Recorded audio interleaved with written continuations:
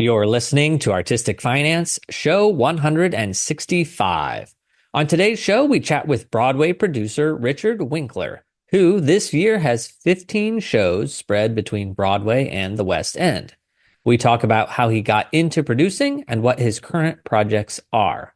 We discuss becoming a co-producer, commissioning a musical, his Broadway-bound new musical, and Richard switching a career from lighting designer to producer.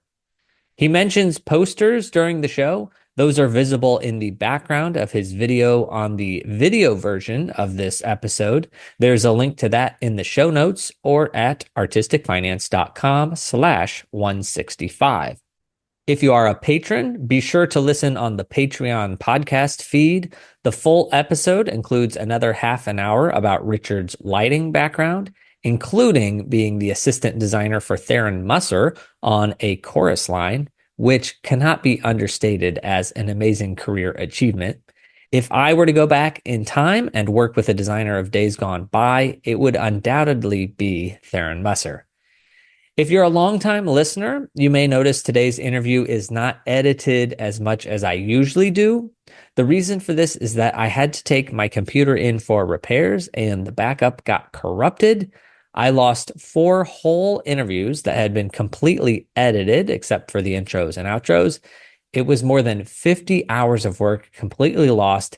And let's just say that for a moment, I felt nothing, absolutely nothing. So to expedite re-editing, I kept more of the original interview pace, and I'll be referring to this event as the Great Computer Debacle of 2024.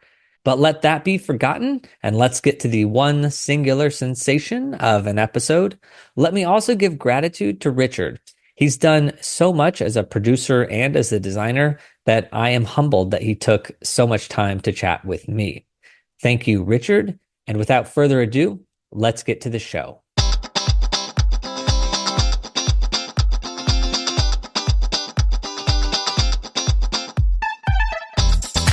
You are listening to Artistic Finance, where we help creatives learn about the business of show business.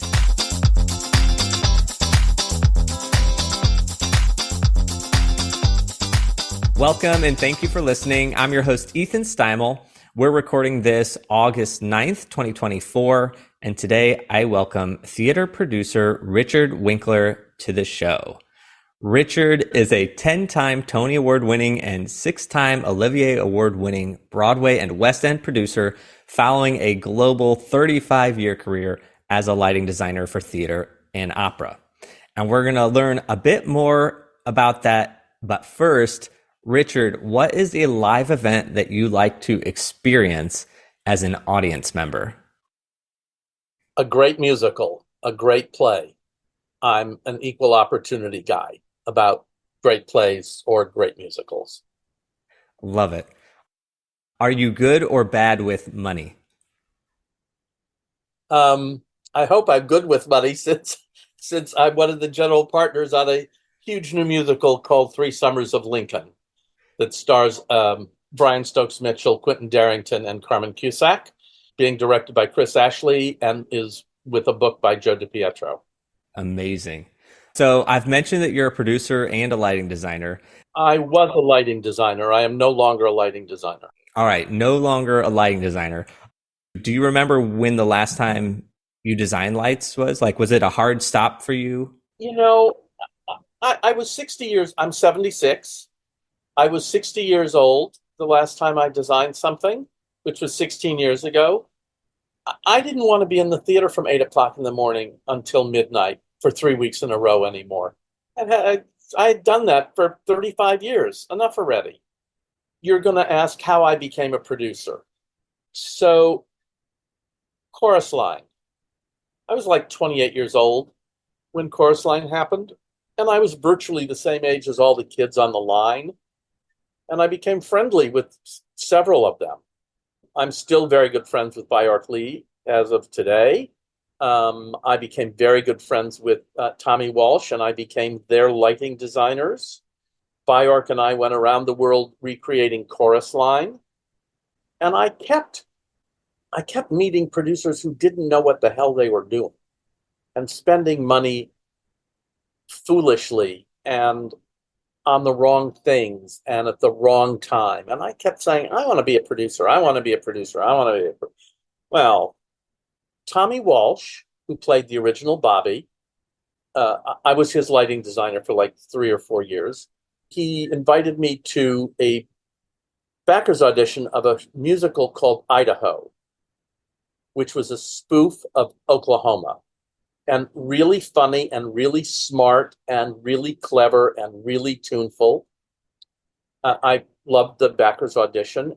They were going to take it to NYMF, New York Musical Theater Festival. One of my friends had a partner. They grabbed the rights. And my friend called me and said, do you want to join us? Because you have skills that we don't have and we have skills that you don't have. I had to go be interviewed by her partner because her partner didn't know who I was, which is fine. I went uptown and I had a lunch on her lunch hour with the woman who didn't know who I was. And this woman said to me, well, Sharon knows how to sell a show. I know how to raise money. What do you know how to do? And I said, I know how to create the show that we're going to produce. And she said, okay, you're hired. My friend Sharon is still a friend of mine. My friend Janet is still a friend of mine, although my friend Janet is no longer part of the theatrical community. But she has an incredibly talented son. So we produced that, the three of us together.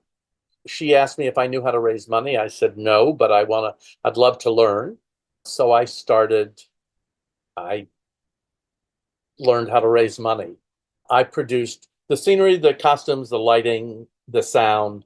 I organized all of that. I coordinated all of that with the director. I negotiated all of the contracts, blah, blah, blah.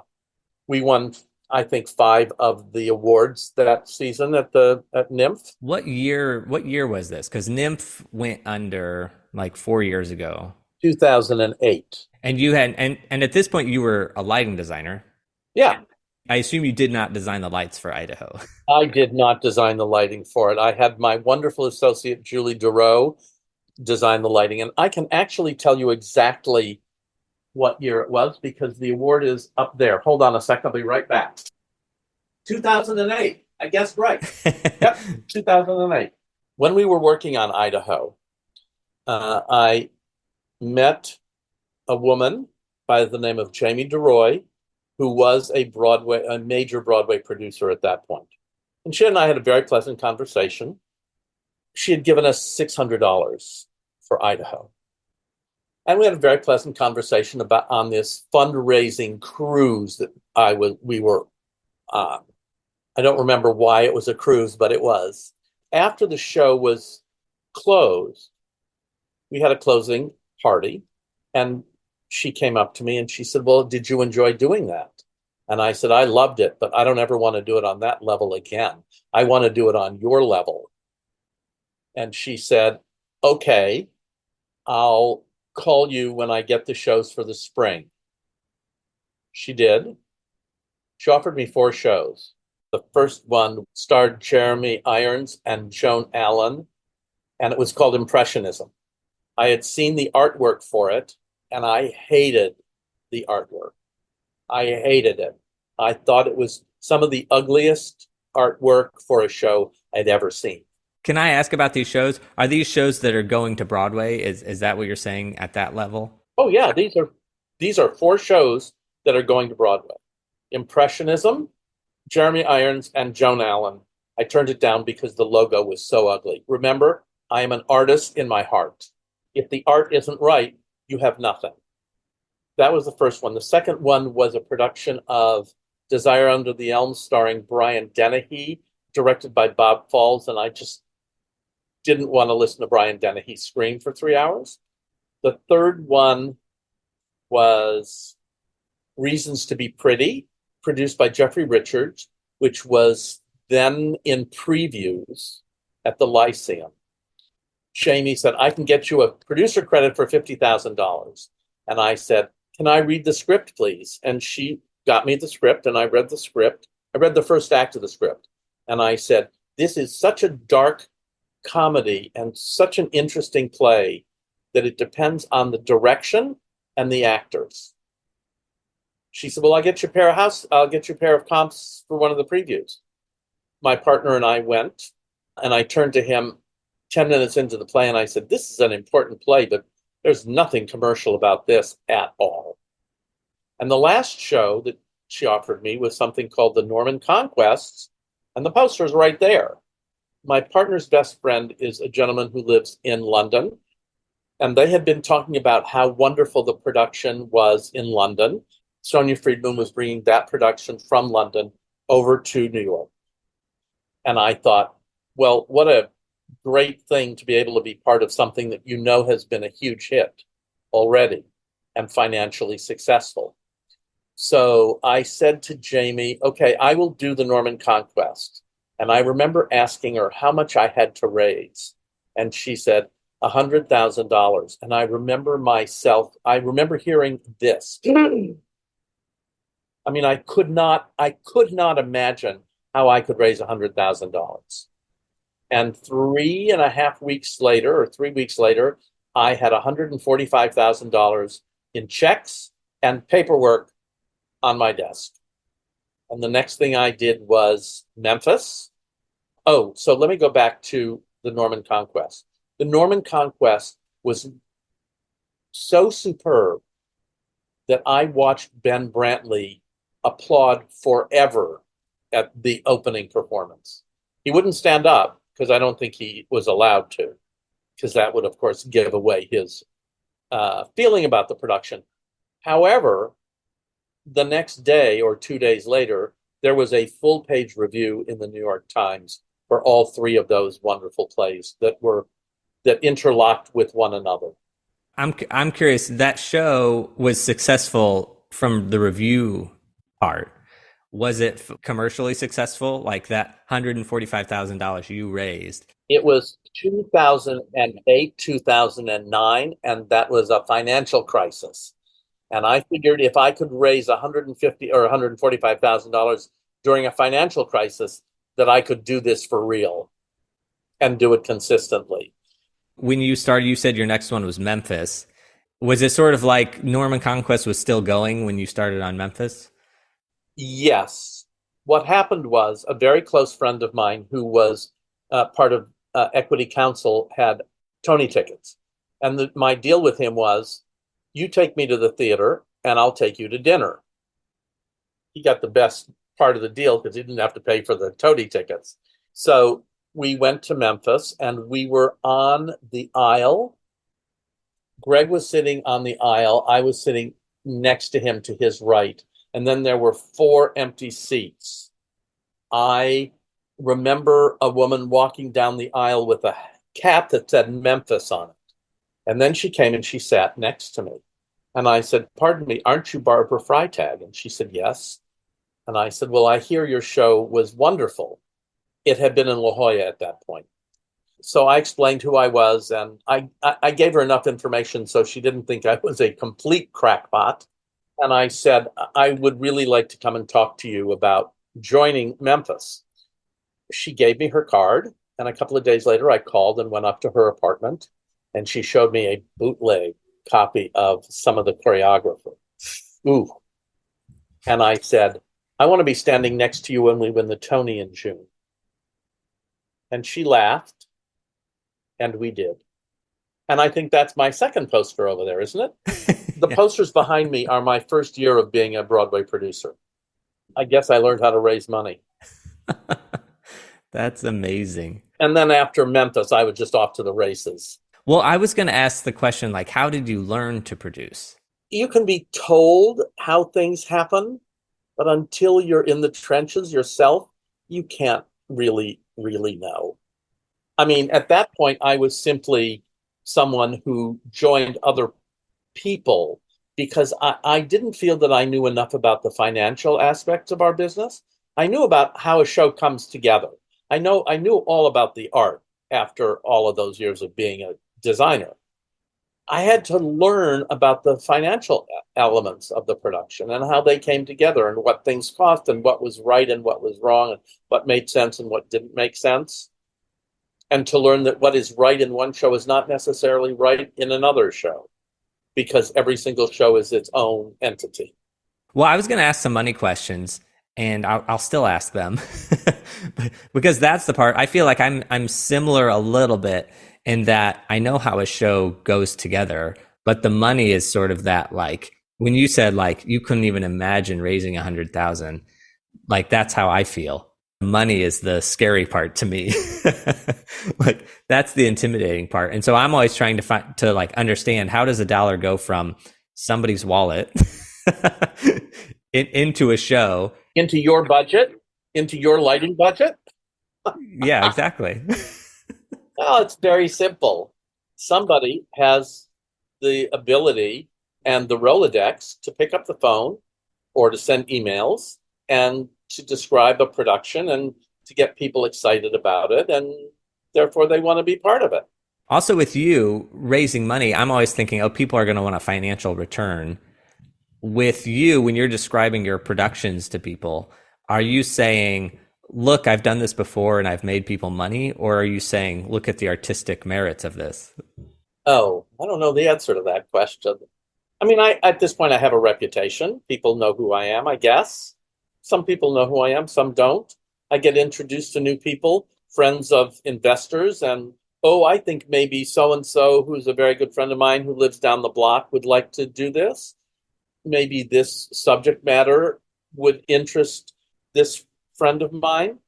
I mean, I am doing a new musical that's all about freedom and democracy, which I think is kind of topical right now. Very much so. Listen, if you would like to become one of my co-producers on 3 Summers of Lincoln, you're more than welcome to. Either myself or my associate, Bree Elaine, would be happy to help you organize things and give you tips and get you going. Okay, I think you're onto something there, maybe.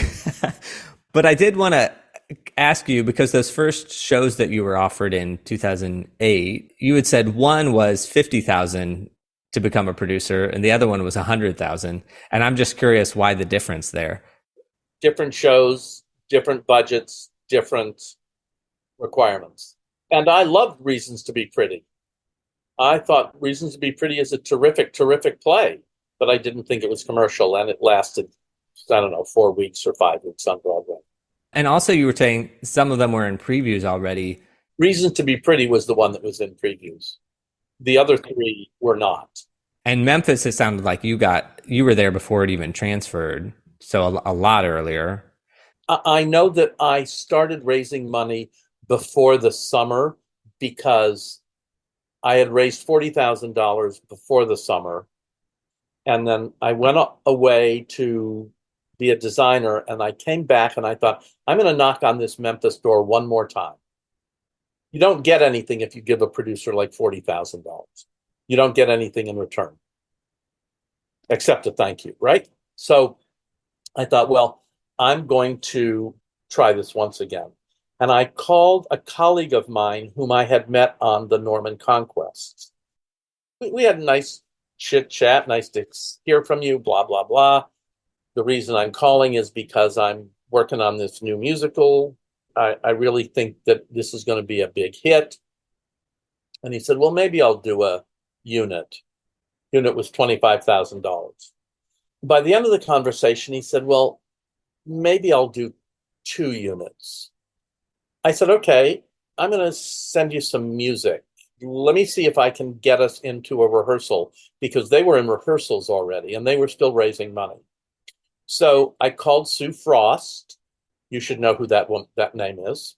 And you will, as soon as I connect it to everything to which she is connected. I called Sue Frost, who was the producer of it, with her wonderful partner, Randy Adams. I said, I thought I heard you say that we could take people into rehearsal. She said, you can. I said, well, I have somebody who might like to go to rehearsal. And she said, well, let me check with Chris Ashley, who is the director of that, who is the artistic director of the La Jolla Playhouse. I'll call you back. And so she called me back the next day and she said, you can go. and watch rehearsal for 45 minutes. So I called Dan and I said, who lived in someplace out of town, took the train in the next day, and we met at the rehearsal studio, and I took him upstairs. 45 minutes came and went, and then an hour came and went, and then an hour and 15 minutes came and went. And finally, at an hour and a half, I said, Dan, we just have to get out of here. And he said, my wife is going to kill me, but I want to invest $200,000.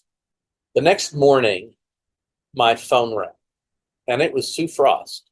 And she said, in this tone of voice, Richard, I thought we agreed that you would be there for 45 minutes. And I said, before you continue to yell at me, ask me what the extra 45 minutes got us. She said, okay, how much?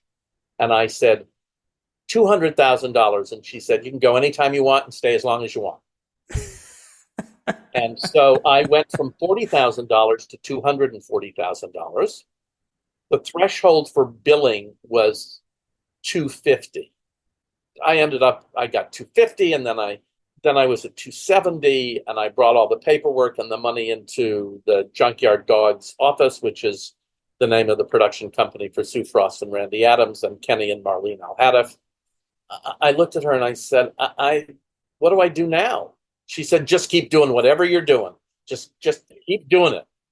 In 6 weeks, I raised $465,000 for Memphis. And they gave me the billing as if I had raised $500,000. That's nice. It was very nice. It was very nice. And it won me my second Tony Award. That's amazing. So what is the difference in billing? And also, it's interesting that you were like, let me give it a shot, 40,000, nothing, then 240, 50, so then billing, and then even more. No, well, I would have gotten billing at 250. I just would have gotten lower billing. The more you do, the higher you are in that whole swath of producers. Because another question I have is, at what point are you coming in? Because that was already in rehearsals in New York. It was. So let's just talk about 3 Summers of Lincoln now. So I guess first, just tell us what it is. And then I have the question of, like, if somebody wants to be a producer on it, how do they start? You know, because can somebody be like, oh, I'll give it a shot, and I may or may not actually bring in the money, you know? Like, say somebody's starting at zero, like me. Okay. What 3 Summers of Lincoln is about, let me give you a little backstory. We're okay on time, yeah? Yeah. I met a gentleman in 2013 on a failed musical called A Night with Janis Joplin. He was a co-producer, and he lived in Los Angeles. And somehow he and I became colleagues, friendly-ish. He became one of my investors as I continued to be a co-producer. One morning he called me and he said, I hate Donald Trump. And I said, yeah. He said, I was listening to him last night, and he said he has done more for the African-American community than Abraham Lincoln. And then Alan said, has there ever been a musical about Abraham Lincoln? To which I said, those 2 words don't belong in the same sentence, Abraham Lincoln and musical. But if you insist on doing a musical, this is me talking now, if you insist on doing a musical about Abraham Lincoln, it has to be about Abraham Lincoln and Frederick Douglass, the fierce abolitionist, and the right to vote, and how Frederick Douglass influenced Abraham Lincoln to end slavery. So he said, okay. And we commissioned Joe DiPietro to write the book. We called Joe DiPietro, who's been a friend of mine since Memphis, right? See, and I'm going to be able to connect all of these people back to so many people before me in my career.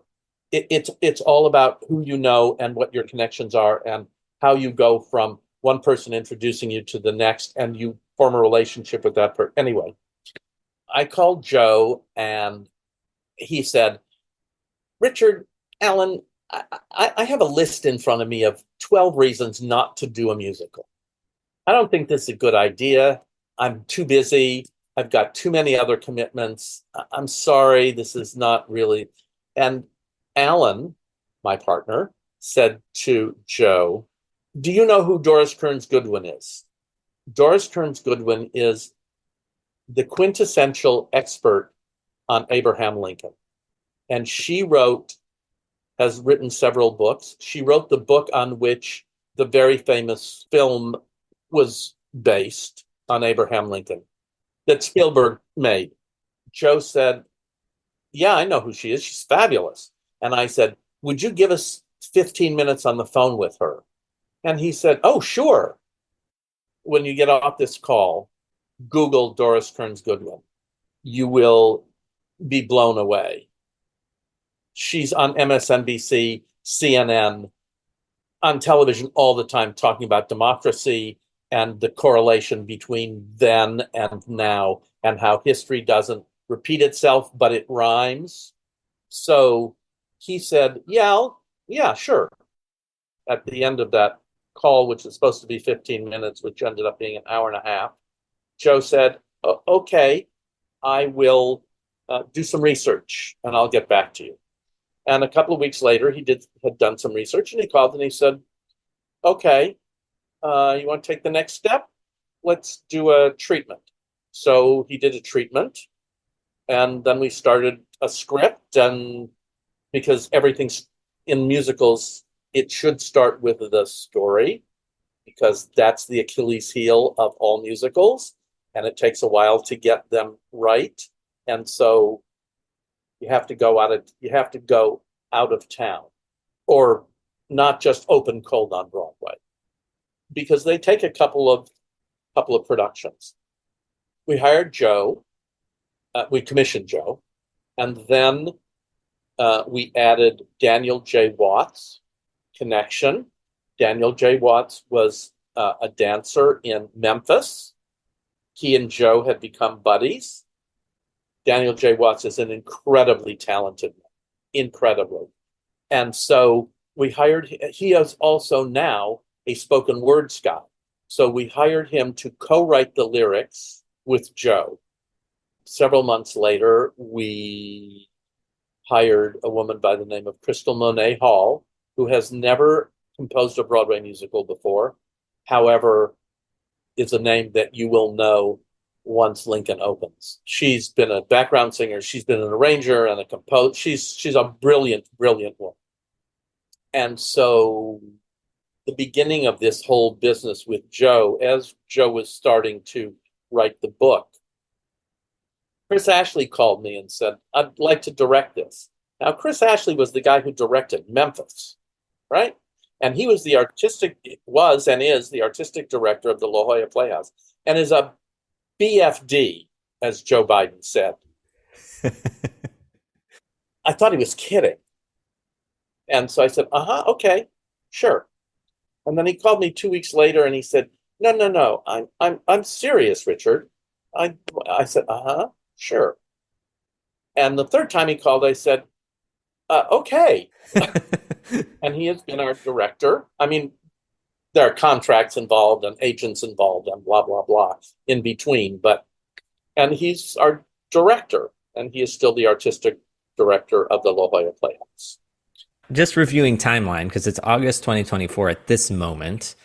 And you mentioned Night of Janis Joplin in 2013 is when you met Alan or worked with Alan. So when did you start with this writing or with reaching out to Joe? During the pandemic in like November of 2020. And so nobody was doing anything. And so Joe had the time to do the research. Joe had the time to do the outline, the treatment, and start the book. The book being the book of the musical. Got lucky. Right place, right time. And I know a gazillion people in this business because I've been in it since I was 22. So. Okay. So then it's going to go to La Jolla. When is that going to be? That is going to be, we start rehearsals January the 7th. Okay. And then I assume, how does this work? Is the future after that unknown? Presumably it's wanting to go to Broadway. Oh, yeah. It stars Brian Stokes Mitchell, who hasn't been on Broadway in 8 years. This will be his comeback. Brian is playing Abraham Lincoln. He is absolutely the right guy to play the role. There's no question about it. He's tall, he's slender, he's like 6'2" or 6'3". He's a star. He can walk out on a Broadway stage and command the attention of 1,200 people with no difficulty whatsoever, alone on a Broadway stage in a follow spot. Can you imagine having that kind of charisma? That's God-given. That's not anything you can train for or learn. And also, you were talking about developing it. Have you gotten it up on its feet? Like, is La Jolla the first time it's getting up on its feet? Like, what's happened between 2020 and now? We've done a couple of workshops. We did one 3-week workshop, which culminated in a presentation to the industry last December. And we've done a 3-week work session with our choreographers recently, and we've heard the script read out loud. There's a video of the script in December, which has been tweaked and revised and rewritten a little bit since then, a couple of times.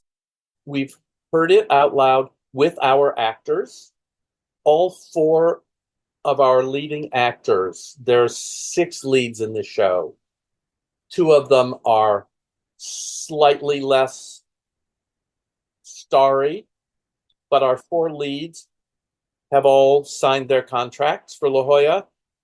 One of them is currently in a Broadway show and was about to sign his contract, and either he or his agent, I don't remember which, sent me an email saying, "Hi, this is Eric Anderson. I just want to let you know you're going to see a press release about a new musical that I'm involved with that's coming to Broadway. I just want to let you know that I have an out for Lincoln."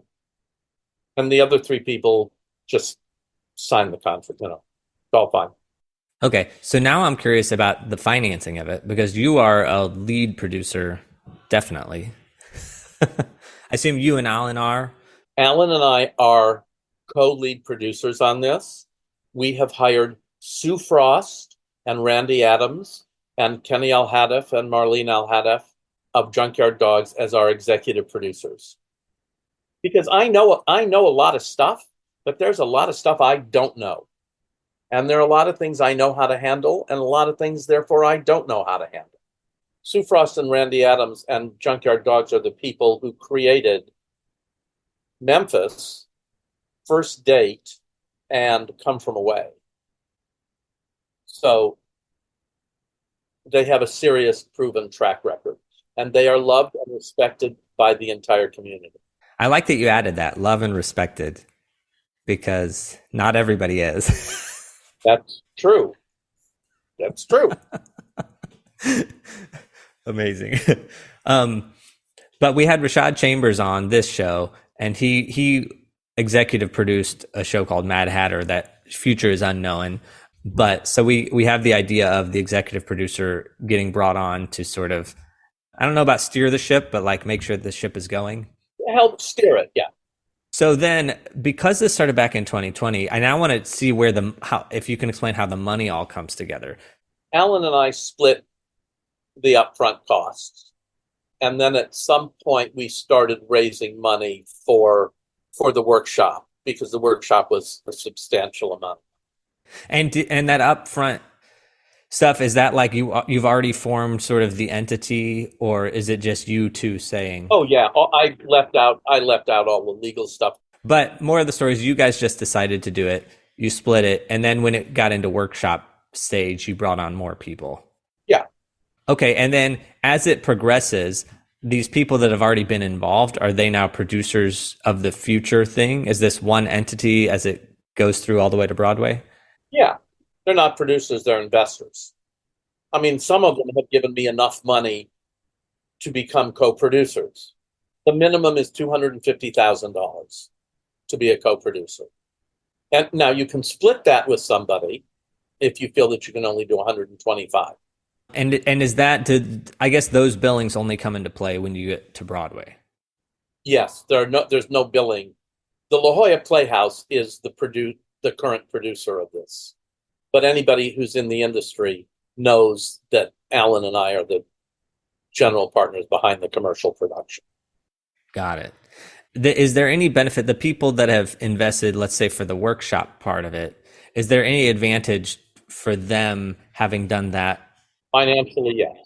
They get a better rate of return when the show becomes successful and we go into recoupment, or we get to recoupment. And then, like you had said, some people have given you enough to get co-producer billing. Is that automatic? Like, say they've given you that $250 for the workshop. Is that automatically pertain to the Broadway version? Yeah. Yeah. If you'd like to write me a check, you're more than welcome to do so. All right. So anybody listening, feel free. It's about democracy and the right to vote and our freedoms. It's about the United States of America and how we are the best country, or one of the best countries in the world in which to live. We ain't perfect yet, but we're on our way.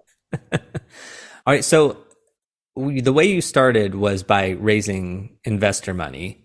How much of your, like, as a producer, let's use Three Summers of Lincoln, but how much of your time is spent fundraising versus doing all the rest? Depends on where we are in the project. Right now, all I'm doing is fundraising until we get to our goal. We're halfway there. So it's not like I'm starting from scratch and I've got to raise all this money by January. The money you're raising now is being raised for La Jolla. Yes. But the money that is raised now for the La Jolla production then becomes the developmental amount in the Broadway production, in the Broadway budget. So the money that is raised now becomes part of the Broadway production. Can we talk about scale? Are you allowed to talk about that? Because I'm just curious, number wise, for the developmental production or readings that you've already done, like what was that number versus the La Jolla number versus what the Broadway number may be? The Broadway number, I have said to our general managers, do not show me a budget with a 2 in it. Do not. Will not happen. I will not say yes. So 19 million. 18 million. 18, 19. It'll be 19.9. No. Because then you're tickling on the 2 number, and I'm not saying yes. We're not saying yes to that. The La Jolla money is 3, but then there's another $1.2 million, which is on top of that, which is for the enhancement to the The La Jolla money is referred to as the enhancement, and then there's the enhancement to the enhancement, which is another $1.2 million. That's for the lawyer, for the general managers, for the overage on the scenic designer that you have to have, who's not willing to work for the La Jolla Playhouse fee that needs another, I don't know how much, for the next production. This is the first I've heard about the enhancement to the enhancement. It's a nasty thing when you don't know about it. Well, because we just did a pay negotiations amongst lighting designers, and Ken Billington, we were talking about the LORT contracts and how those fees are sort of set. It's rare that designers get more than that. And he said, I do get an enhancement if I go do something like that that's going to go to Broadway. Well, of course he does. Just a few more questions on your producing. What is one of your highlights or one of your favorites? What has been your favorite show to produce? That's hard. That's hard to answer because I love the Norman Conquest. I love Memphis. If I don't love them, I don't sign on to help. Now, I can love them for different reasons. I can love them because of their art. I can love them because a friend of mine is part of it and they need some help. Or I love it because I think it will put more shekels in my coffers so that I can invest in other stuff. There's nothing more spectacular than a great play or a great musical. Nothing. If you can take me out of sitting in the theater watching a play or a musical, if you can take my attention to the middle of your story, that's art. That's serious art. That's serious knowledge and serious. The Lehman trilogy. You cannot get a better play than that. You couldn't get a better production than the one that I was part of at for the National Theater once it moved from the National to the West End, and then from the West End to Broadway. And we're about to do our third revival in London. Nothing better than Memphis. Nothing better than Come From Away. Nothing better than A Chorus Line. Nothing better than a great production of Who's Afraid of Virginia Woolf. It just pulls you right into the middle of the story. That is why most musicals fail, because the script, the book, the story is not well enough developed. And what's wonderfully creative about being a producer is that you get to help pick, if you're the lead producer or the general partner, you get to pick the director. And if the director is okay with it, you get to help pick the design team. And I was and have been very influential in the design team for 3 Summers of Lincoln. And so if I goof, I will have goofed in an enormous way. It'll be all my fault. But I have Derek McLean and Toni Leslie James and Amanda Zieve. You're in good shape. I'll be okay. That's amazing. Well, I was going to ask the question of, have there been any shows that you produced that you regret doing? There's one that I regret doing. I won't make you say it, but I am curious. But good relationships came out of it. So I regret producing it. But what I learned is that there are Broadway producers who are drunks and drug addicts and have no business anywhere near the Great White Way. And he did one show and everybody found out about it. And the show closed quite quickly, and it should have run for years. It was a great piece of theater. It was a commercial piece of theater. And just because it's commercial doesn't mean that it's great. And just because it's great doesn't mean it's commercial. And did it close just because they were making bad financial mistakes? Yeah. You say there's various reasons and motivations for why you would produce something. Why I would co-produce something. Okay. The ones that you've sort of been motivated to put more shekels in your pockets, have those worked out for you? Yeah. What are things that like make you think this one might put more shekels in my pocket?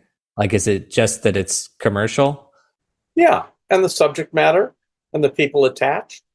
Also, you mentioned Joe DiPietro, and this is just a side tangent, that there's a podcast called Why I'll Never Make It. He's on an episode of that, and he talks about Diana, the musical. Yes.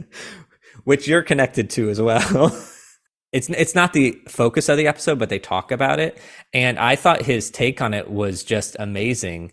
Yeah, what did he say? I can't wait to hear this, Ethan. Well, yeah, I'll put a link in the show notes for it. No, but it was very positive. But he was saying, the show actually was good. And he was like, it just got panned, but he was not. The show was great fun. Great fun.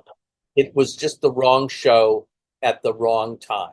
There's so many things that go into whether a show is a success or not. One of them is the choice of theater. And I'm going to say this, and I've said this a lot lately because I've been asked this question, or the subject has come around to which theater would you like to put what show in? The life, and this will sound pretentious, and I don't mean for it to, but I've never since I've been saying this, and I've been saying this for years, the life force of the show has to be larger than the theater it inhabits. If it's not, it will not be successful. You have to be able to take me out of my theater seat and put me in the middle of the story that you're telling me, as opposed to my sitting there going, yeah, this is nice, this is fun, I'm having a good time. The life force of the show has to be larger than the space it inhabits, which is why the choice of theater for new shows, for any Broadway show, is incredibly important. If the theater is too big, the show appears inconsequential or less important. Not everybody understands that. What theater was Diana in? Longacre, I think. Because I see everything go into the Broadway Theater, which is quite large. Yeah. The shows that go in it, I see them go in sometimes, and I think, well, specifically Here Lies Love. I saw that go in, and I was like, that can't last long. And because I'm like, any show can't last long in such a huge space. Depends on what it is and who's in it. I mean, listen, West Side Story, which is a wonderful piece of theater, originally started at the Winter Garden, and then the last revival of it was at the Broadway, and that didn't last but a minute. Ethel Merman in Gypsy was at the Broadway Theater. I'll bet it filled the theater. Ethel Merman filled the theater. Hopefully Brian Stokes Mitchell will fill a Broadway house for me for a couple of years. I don't mean to connect Ethel Merman to Brian Stokes Mitchell, but they're both mega stars as far as I'm concerned. Maybe Brian wouldn't mind being connected to Ethel Merman. Maybe I'll tell him that next time I talk to him. It's funny. I mean, I don't think anybody would be upset about that, depending. All right, but now we're hearing it. You're eyeing the Broadway Theater, is what I am hearing. not. I do not want the Broadway Theater for my musical. I would not say yes to it. What are you eyeing? Yeah, I don't know. I actually don't know enough about the show yet.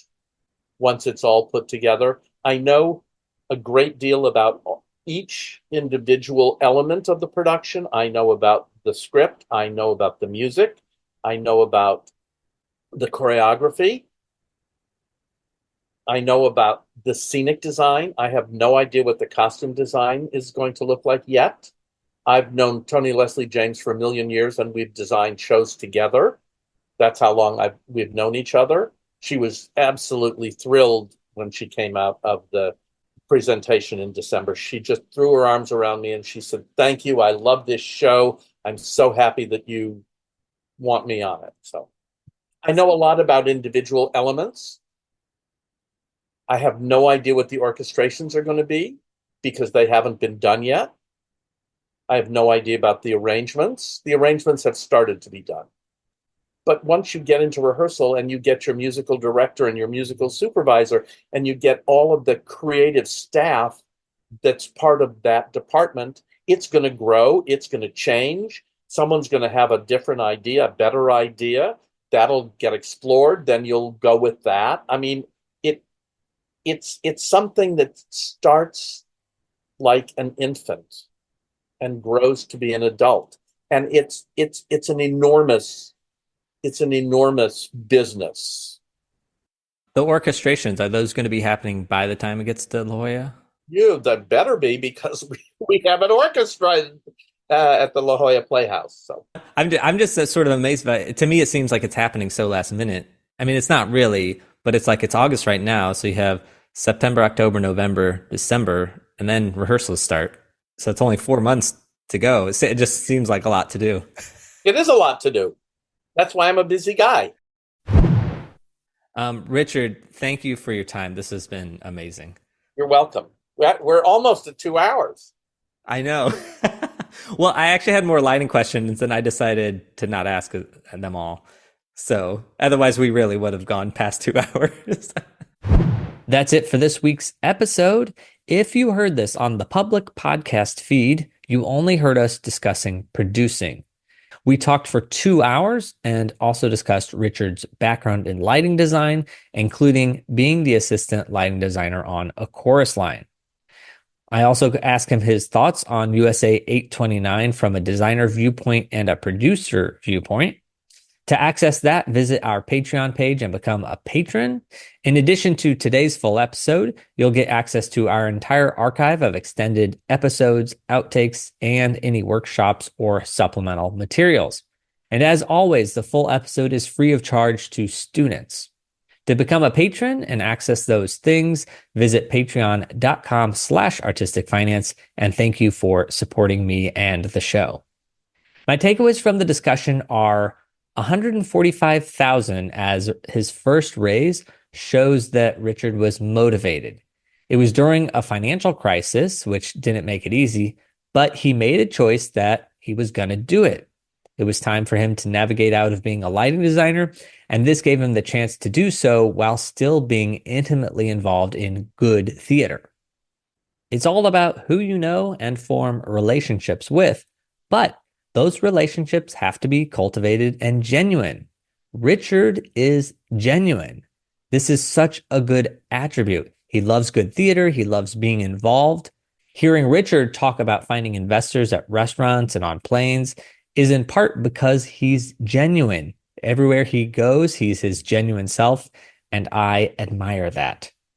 Something else he said that is very crucial: I show up. That's a huge thing that comes across in every episode of our show. What separates people who achieve something from those who don't is that they show up. I feel this is one of those divides between who partakes in Broadway Con and those that attend. Both sides of it are great, but those partaking are living and doing the thing, and those that attend are fanatics, but might not be able to show up in theater or Broadway because of their life circumstances, being out of state, etc. Now, that's a very broad assessment, but mostly I want to point out that anyone listening who is considering embarking on a career in the arts, the entertainment industry is complicated, but it makes room for those that show up. Commissioning a piece of theater. Wow, that's the top. That's the cat's pajamas. That's the top when it comes to producing. It's such a baller move to take nothing except an idea and then go out, gather the talent, make the logistical moves, and provide the financing to make it happen. That's the dream of all producers, I think. In an upcoming episode with Broadway producer Rashad Chambers, he mentions that on his producing bucket list is to start with a show from the very beginning. That's it for my takeaways. I did forget to ask a listener question during the show. This comes from Roger C., who asked, how much does dressing and presenting in a professional manner matter as a producer? I emailed Richard that question as a follow-up, and he responded with, I think presenting professionally matters a great deal, and I make sure I am appropriately dressed when I'm being the producer, in quotation marks. Casual dress is fine for today, but it is important to present yourself professionally. I'll add that that is a very similar answer to what producer Rob Schneider said back on episode 63, How to Produce a Cabaret. Thank you to Roger for asking that question. If you ever want to ask a question of one of our guests, be sure you're following Artistic Finance on Instagram or connected with me on LinkedIn, because those are the two places outside of Patreon that I announce my interviews ahead of time. If you've made it this far into the episode, you're a super listener. So now you'll get to hear my story about potentially becoming a co-producer on 3 Summers of Lincoln. So off air, Richard and I discussed what it would take to become a co-producer. Basically, what that entails is bringing $250,000 of funding with a $25,000 minimum investment, meaning the smallest unit someone can invest in is $25,000. Now, I did learn that if you invest more than $25,000, it doesn't have to be in $25,000 increments. So somebody could invest $30,000 or $40,000 without having to invest $50,000 if they go over 25. I also learned that the funds coming in before the La Jolla production receive better financial terms. If you remember way back to previous producing episodes, there's something called a 1-for-1, a 1-for-2, up to a 1-for-5. So basically, it's an additional return on investment if the show recoups, because you brought the money in earlier before the show was actually a show. So in theory, once the La Jolla production gets reviewed, investors will be more likely to invest for the Broadway run because they will have seen the show or the reviews. So back to being a co-producer, the $250,000 raise can come anytime before the Broadway opening night. So Hypothetically here, if Artistic Finance joins up as a co-producer and we find investors before La Jolla, then that's great for the investors and for us. If we don't find investors before La Jolla, we still have until opening night on Broadway to raise the rest of the money. Now, we're talking about the lowest tier of producer, and I say that because obviously Richard needs the financing well before opening night. Now, if there's one thing I know about being a lighting designer, it's that designers get paid 2/3 of their pay before opening night. So if we weren't able to get investors until then, it would be padding funding for the show to run longer while it gains traction for audiences, but it wouldn't be money that the lead producers can actually use for putting up the show. It wouldn't be ideal to get investors so late in the game, but technically it could happen. Now, something about that, there is a co-producer agreement which spells out what the co-producer gets for bringing a certain amount of investors and on what timeline. It's a legal document, and if we were to sign that agreement, we would be legally obligated to bring that investment amount. Meaning if we didn't find investors, we would have to find the financing or risk legal action, which is scary when you're talking about $250,000. But Richard has agreed to let Artistic Finance not sign anything at all. And if we find investors, then we can sign the agreement. So basically, Richard is giving me a helping hand in hopes that I can be a fellow lighting designer turned producer. And as much as I love talking to a Broadway producer who was a lighting designer, I do like to think that Richard also enjoyed meeting a lighting designer who at least has an eye on producing. Another option that Richard has offered us is allowing us to split the billing, meaning if we raise $125,000, we can split the bill with someone else who brings $125,000. So combined, we have that $250,000 co-producer billing. Now, that's something that producers do not like to do, and Richard has not officially agreed to it, but we have discussed it, and it is technically an option if we find ourselves in that situation. Now, the split billing rules are something I don't understand yet, but I believe they are limited or saved for last-minute fundraisers, or maybe they're just tacky as it's sort of bending the rules about who is eligible for billing by getting more people billed than there really should be. I don't quite know. Maybe I'll find out. Anyway, thank you for listening to this meandering deep dive. I'm just trying to share what I'm learning. Now, at this moment, I don't know enough people who want to invest in theater and have the means to, but it's something I'm going to look into because I want to keep breaking down the wall between art and money and let other people know how it works. And while going through my Rolodex and asking people if they want to invest sounds like the worst experience of my life, it would give me a chance to make sure everybody knows about Artistic Finance. So I can look at it as a marketing, and maybe some theater makers will find their way to this show because I know that listening to this podcast early in my career would have been helpful.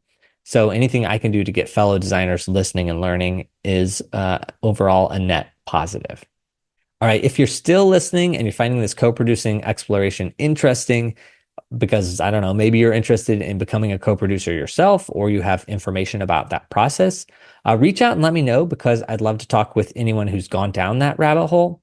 I'll put future updates about 3 Summers of Lincoln over on Patreon. So if you're interested in this topic, join over there to get those updates. There is a free tier on Patreon. You'll get a couple bonus things that don't go onto the public feed just by joining over there. Or if you are feeling generous and you want to support the work I'm doing here with this show, please join as a paid patron. But either way, do that over at patreon.com/artisticfinance. Thank you again to Richard for a great conversation. This is certainly the first time I've ever talked about producing and lighting design in the same conversation. If you couldn't tell, that was super cool for me. The dad joke to end the episode, and this one is so bad it was clearly written by me. But remember, I'm suffering from the great computer debacle of 2024, so cut me some slack. All right, here it is. Why did Broadway producer Richard Winkler refuse to let 3 Summers of Lincoln, the musical about Abraham Lincoln and Frederick Douglass, go off script? Because he didn't want any revisions to history. That's it for today. Until next time, break a leg.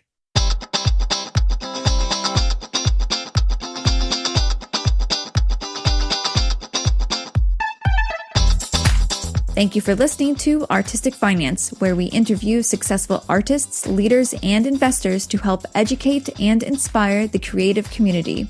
To access our show notes and resources, go to artisticfinance.com. This show is for entertainment purposes only. Before making any decision, consult a professional. This show is copyrighted by Artistic Finance. Written permission must be granted before syndication or rebroadcasting.